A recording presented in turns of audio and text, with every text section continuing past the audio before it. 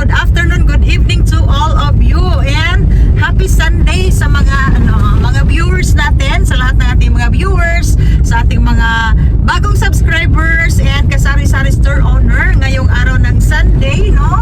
Time check tayo ay alas 2 na ng hapon. And then guys, kahit Sunday open ako kasi meron tayong mga obligasyon. So hopefully pag matapos na ang aming renovation sa tindahan, and then eto ay matatapos na, makabayad na tayo sa kanyang review. At after ng graduation, 66.90 yapon ako ang gasolina.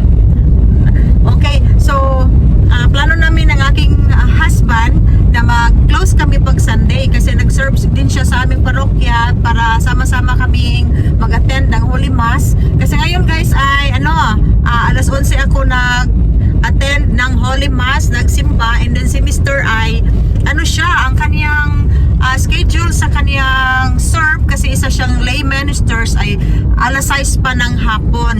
Hindi kami sabay-sabay mag-attend ng Holy Mass. So ngayon, galing kami ng aking anak sa palengke, siya yung aking kasama kasi si Mr. ngayon ay may meeting din siya sa aming parokya. So kami ay nag-pick up ng mga chicken wings. Meron tayong 15 kilos dyan and 165 lang ang kilo niya pag ako ay mag-pick up doon sa isang suki ko kasi guys, pag magpa-deliver ako kay MFD ay 180, no? Malaki ang difference ng kanilang presyuhan, pero minsan pag medyo ma-short na ako sa oras, hindi na ako pupunta ng palengke, magpa-deliver na lang tayo. Tapos meron akong 20 kilos na quarter leg at tayo ay nandito na sa tindahan, and then yung aking dalawang sales lady ay parang nagduka-duka. Parang guys, natutulog sa harap ng aking meat shop, ng aking lamesa. Okay. At ibababa na natin yung ating mga napamili. Okay guys, thank you so much guys for watching again my YouTube channel. So yan yung ating mga napamili. Meron din akong sandubag kasi naubusan ako ng sandubag na tiny and mini, and yung 1000 ml natin na 1000 ml natin na sa may tawag kanang disposable na plastic ba, kanang ginasud lang sa kabanha napay among mga panday. Okay,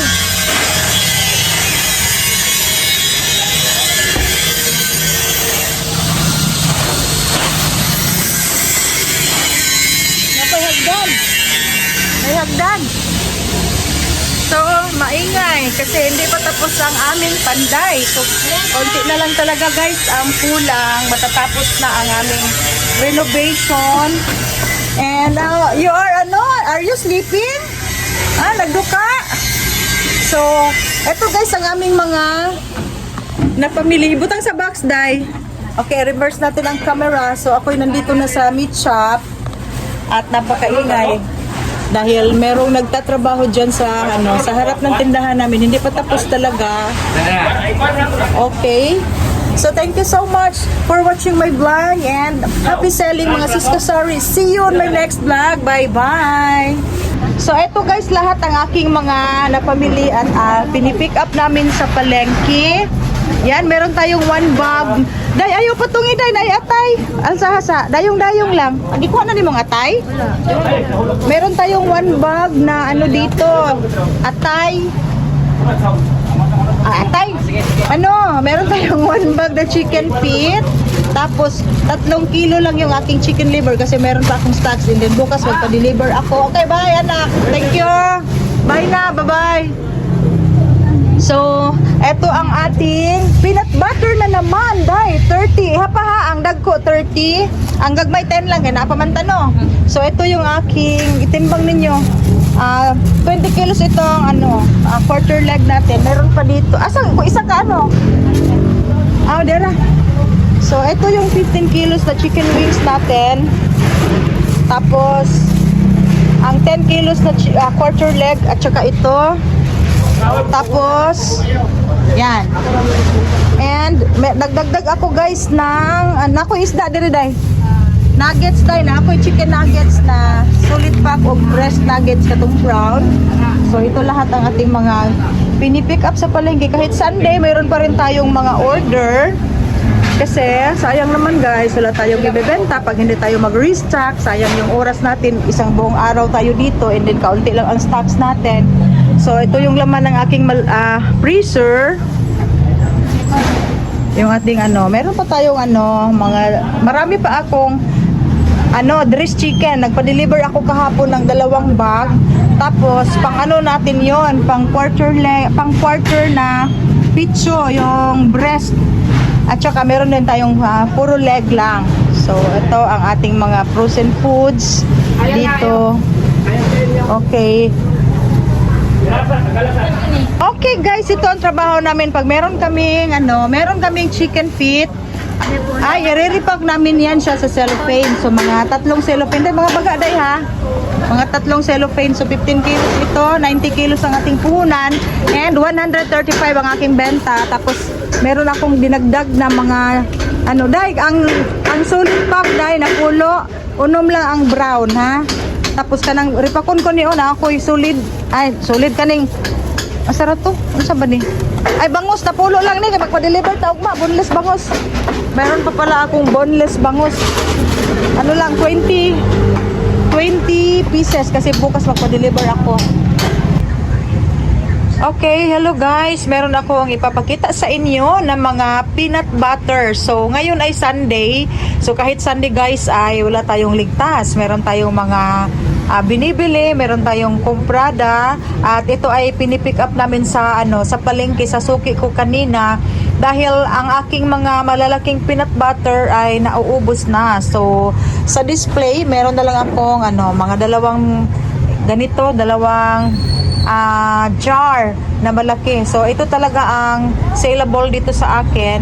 So dati ang gino-order ko ay 20 pieces lang, ngayon ginawa akong 30. So ito ay 30 pieces. Yan guys, and then may nakuha na tayo dito, dinidisplay ko doon sa aking lamesa sa labas. And then, ang aking maliit ay nagdagdag lang ako ng 10 pieces kasi meron pa akong stocks sa tray doon sa aking lamesa guys, doon sa display natin dyan na mga, yan. Yung lamesa ko sa labas na may displaying loaf bread. And then, ang aking loaf bread ay 2 na lang, no? And bagong-bago pa yan guys, kahapon pa yan dineliver. So, malakas talaga ang aking loaf bread. So, magandang negosyo. Magandang dagdag negosyo itong loaf bread na gardenia and peanut butter. So dati kasi guys, maraming naghahanap sa akin. Tapos ang aking binebenta ay yung mga mamahalin, yung galing sa mall. And then yung aking 48 pesos ay napakaliit. So parang kalahati lang dito. Sa ating tag 50 pesos na binebenta dito. So yung customer dahil walang choice, bibili sila pero hindi ganong malakas. Yung aking mga 6 na piraso ay umaabot pa minsan ng 2 buwan bago mauubos kasi mahal siya. Unlike dito, ito ay napakamura lang niya and marami ang laman, no? Pero inyo, ito napakalaki ng jar niya. Tapos ang benta natin ay 70 pesos lang ang isang ganito. Walang grams pero sa palagay ko marami ito, parang siguro mga 400 grams or 500 grams ang laman niya. So ang aking puhunan guys, ang retail doon sa palengke, kuha 335. Sige kuha. So ang retail nila doon ay 65 pesos ng ganito. Tapos ito ay 40 pesos yata kung hindi ako nagkamali kasi wholesale na bigay nila sa akin. So kanina nagtanong ako kasi yung isang suki ko ay nag-close, so doon ako sa katabing tindahan niya, so pareha lang ang presyuhan nila. Pero yung sa labas ay 65 ang ganito. Sa akin 53 pesos lang ang bigay nila sa akin. Tapos ang benta ko dito ay 70 pesos. So meron akong 17 pesos per isang jar. Tapos ito ay 33 ang ating puhunan. Ang benta ko ay 50. So meron din akong 17 pesos. So sa isang linggo ay makaubos ako guys ng more or less, kasi tag 2020, more or less 100 pieces na ganito, malaki and maliit, dahil 3 beses akong mamimili sa isang linggo ng peanut butter. So bago lang ako namili, tag 20 pieces yung malaki and then 20 pieces yung maliit. So ang natitira sa maliliit natin, ayan na lang 6 na lang na piraso. Marami pa yan kanina guys. Kaya nga 10 lang ang kinuha ko dito. Tapos ito na lang ang natitira. So kung ako ay pupunta ng palengke, magdagdag na naman ako ng maliliit. And mga lumpia wrapper, malakas din dito. So ito ay magandang guys, magandang dagdag paninda natin, no? Magpapasalamat talaga ako na meron akong gardenia loaf bread dito kasi yun, nung nag-umpisa, nung bago pa akong nagtitinda dito guys, ay sinabihan ko yung ahente na hindi na ako magtitinda, and then sabi niya, wag ate kasi sayang yung pwesto mo. So pinagpatuloy ko ang pagtitinda, and then doon na siya mabenta at malaki na ang order natin sa gardenia noong inilabas ko na sa lamesa. Naglagay ako ng lamesa sa sa labas ng tindahan ko. So doon na sige, doon na siya guys. Doon na siya lumalakas at marami na ang naibenta natin kasi nung una ay nasa 1,000 pesos lang ang mabayaran ko sa aking order. Ngayon ay nasa 2,000 plus, 3,000 plus na sa gardenia. So maganda talaga guys itong additional na natin, additional income, no? Hindi lang sari-sari store, and then sa frozen foods and sa meat shop. So ito ay magandang dagdag negosyo natin, no? Lalong-lalo na pag nasa wet market ang ating pwesto. Okay, ito lang guys, no? Yun lang ang aking isi-share at gabi na, malapit na kaming mag-close. Thanks God, medyo busy kami kanina at meron pang namimili, no? Kahit ngayon ay kahit Sunday. Okay, so guys, ubos talaga ang aking gardenia loaf bread. So ngayon lang nauubos. So tingnan niyo ang aking ang aking display rack, wala nang talagang laman. Yan guys. And then doon sa lamesa ko, wala na ring laman yung ating lamesa doon. Yan guys, no. Wala nang loaf bread. Mga peanut butter na lang ang display doon, and mga sandwich spread. So bukas ay mag-order tayo kay Jessie. Last day, nag-deliver si Jessie sa akin ng 5 tray. So sa isang tray, 8 ang laman niya. So 40 packs na loaf bread ang ating ang ating stocks at lang. Friday, Sabado. So 3 days lang nauubos na yung ating 40 packs na loaf bread. Butang daday na loaf bread. So yan yung sinasabi ko na magandang talaga, magandang additional na paninda natin sa ating sari-sari store and sa aking sa aking tindahan dito. Tapos nag-display ako ng mga gardenia diyan sa labas. Naglagay ako ng table. Lumalakas din at malakas din ang aking sandwich spread, yung aking mga margarine at peanut butter. So, naglagay din ako ng maliit na tray para dyan ko dinidisplay yung aking mga sandwich spread, mga mayonnaise. So, malakas din siya. Additional income natin sa ating tindahan. Okay guys, ito ang aking display kasi dumating na ang aking gardenia loaf bread. Yan guys, no, gabi nang dumating ang ahente at meron tayong order na 1, 2, 3, 4, 5 tray. So, yan ay 40 pieces na mga gardenia and new bake, no, malaki. Wala silang maliit. Tapos, ito yung display natin sa ating meat shop. Yan guys, nag in and out tayo sa ating mga frozen foods, and then yung ating mga dressed chicken dyan, hindi pwedeng walang ice. So, kailangan talaga lagyan siya ng ice para manatili ang freshness ng ating ng ating dressed chicken. So, yan ang ginagawa namin dito. Tapos, ito yung ating mga mga display sa sari-sari store, and hindi pa ako tapos nag-display ng mga loaf bread kasi minsan ay magsusukli pa tayo sa ating customer. So yan ay ang mga gardenia classic na malaki. So walang maliliit na gardenia si Jessie ngayon. Puro yan siya, lahat ay malaki, at pati na yung new bake na loaf bread na malalaki. Tapos may dalawang new bake na green. At napakaingay guys sa likuran namin kasi andyan yung mga panday, nagtatrabaho po sila. So, yan yung ating kaganapan ngayong araw ng Monday ng hapon. So, may customer tayo na bumibili ng chicken loop and chicken wings. Yan yung binili ng ating customer at ako ay nagsusukli muna. So, stop muna tayo sa pagdi-display kasi medyo busy tayo paghapon na guys, no, pag umaabot na ng 5:30, 6, 7, 7:38 PM, yan yung oras na medyo busy kami kasi uwian ng mga mga estudyante, ng mga nagtatrabaho. So yan yung mga oras na malakas tayo. Kaya nga kami pag mag-open sa umaga ay 10 AM na, and then late pa kami. Dumating kami dito mga 10:30 na, minsan 11. Kasi guys, pag maaga kaming mag-open, walang mamimili masyado. Panghapon talaga yung ating display na mga karning baboy, roast chicken, mga frozen foods. Kaya nga, late na kaming mag-open. Pero yung mga katabing tindahan namin ay maaga yan sila. Mga 5 AM open na yan sila. So, ito ang laman ng ating sari-sari store. And yan si Mr. Ako muna nag-video kasi may sinusuklian si Mr. So, yung mga sobra na mga loaf bread ay i-display ko yan siya sa display rack namin kasi hindi na siya magkasya sa lamesa. Gusto ba na dahil kambyuhan? Okay, let's continue.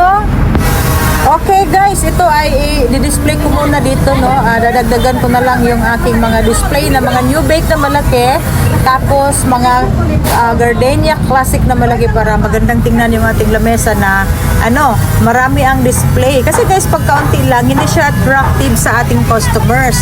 So kailangan talaga pag magdi-display tayo ay kung marami ang stocks natin, damihan talaga natin ang pagdi-display para naman very attractive siya, at pag dumaan dyan si customer ay mapapabili talaga siya guys, no. Mula nung nilagay ko dyan, nagdi-display ako dyan, ay malakas na malakas talaga ang aking mga gardenia loaf bread, no. Kasi nung bago pa akong nagtitinda ng gardenia loaf bread, dito lang yan sa loob ng tindahan ko sa display rack. Tapos medyo matumal talaga kasi hindi siya makikita kaagad, no, sa customer dahil andyan yung ating lamesa dyan, nakahilera sa harap ng aking tindahan. So, eto ay i-display ko siya dahil overstock na, i-display ko siya dito sa aming gardenia na display rack. At meron pang classic dito. So, yan ay ilalagay ko sa ibabaw ng aking display dyan para magandang tingnan. So, dyan na lang yan siya kasi mamaya pag may bumibili, may benta na tayo, so magamay na lang na siya. Okay, so eto i-display ko dito sa gardenia display rack natin. Ito pa, meron pang isang tray. So yan ang aming kaganapan guys, no. Hindi biro talaga ang magnegosyo. Kailangan talaga ay magsisipag ka. And may customer na tayo, bibili siya ng isang malaking new bake, isang pack na loaf bread.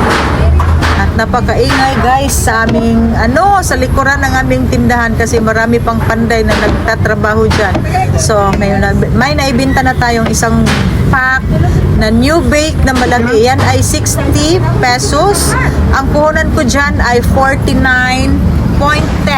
So sumobra tayo sa sa 20%. So, malakas talaga guys ang new bake kasi yan yung counterpart ng bread box na medyo mura lang na loaf bread. Kasi yung mga classic ay medyo mahal talaga. 77.30 ang ating puhunan, and then ang benta ko ay 90 pesos. Ang kanilang SRP ay 85 pesos lang. Okay, at yan si Ella, siya yung extra na sales lady ko ngayon. At habang hindi pa nag-open yung kabilang tindahan ay mag-extra muna siya dito sa akin. Okay, at meron tayong sinusuklian. Alam nyo guys, ang laki ng mga pera ng ating mga customers dito, no. Bihira lang ang magbabayad sa akin ng exact amount ng mga 100. Halos lahat ng customer ay magbabayad ng 500 and 1,000 pesos. And then sayang naman, no, yung binili nila umaabot ng 138 and then 1,000 ang pera nila. So kailangan talaga meron kang extra na mga extra bills na pang sukli sa ating customer dahil sayang naman, benta na natin yan siya. Okay, so ito guys ang aming kaganapan, at ipagpatuloy natin ang pagdi-display ng mga overstock natin na mga gardenia loaf bread dito sa aking maliit na display rack, no. Nagre-request na ako sa ahente na papalitan niya yung aking display rack na medyo malaki-laki dahil napakaliit at masikip yan siya. Masikip yung mga ano natin. Kasi maliit yung binigay niya sa akin na mga display rack, no? Merong medyo malapad dyan. So, nag-request ako, hindi pa ako binigyan. Okay. Sorry po guys, napakaingay talaga. Okay. Wala na. So, yan, dinidisplay na natin. Ito yung mga classic. Bagong-bago yan guys, ha? March 12 pa ang expiration niya. So, hopefully, hindi yan maaabutan ng 7 days. Kasi ang gardenia, 7 days lang yan sila. Pero, ang kagandahan dito ay wala tayong lugi sa gardenia dahil yung mga na-expire ay papalitan nila. So sabi ko kay Mister, aayusin natin yan kasi ang ating ginansyo ng gardenia ay pang pasyal-pasyal natin. Pang Thailand. Okay, so meron pa dito sa baba, mag-display pa tayo. Pag ano guys, pag walang loaf bread, ang dinidisplay ko dyan ay ang aking mga sachet na mga tingi-tingi na mga juices, mga tang, mga nesty, and mga biscuits na pang retail namin. Dyan ko dinidisplay kasi pangit naman tingnan pag walang display. So meron pa dito. And then, pag close namin mamaya, ilalagay na naman namin, ibabalik na naman namin yan sa sa tray para dadalhin sa bahay. Kasi hindi ko talaga iniiwanan guys. Dati iniiwanan namin yan dito ay bubutasan talaga ng ipis guys. Grabe talaga ang mga peste ng tindahan natin. No? May ipis, may daga. So ngayon mabuti na lang at wala nang daga dito sa amin kasi nabulabog sila. So yung iba ay pumunta na sa ibang tindahan.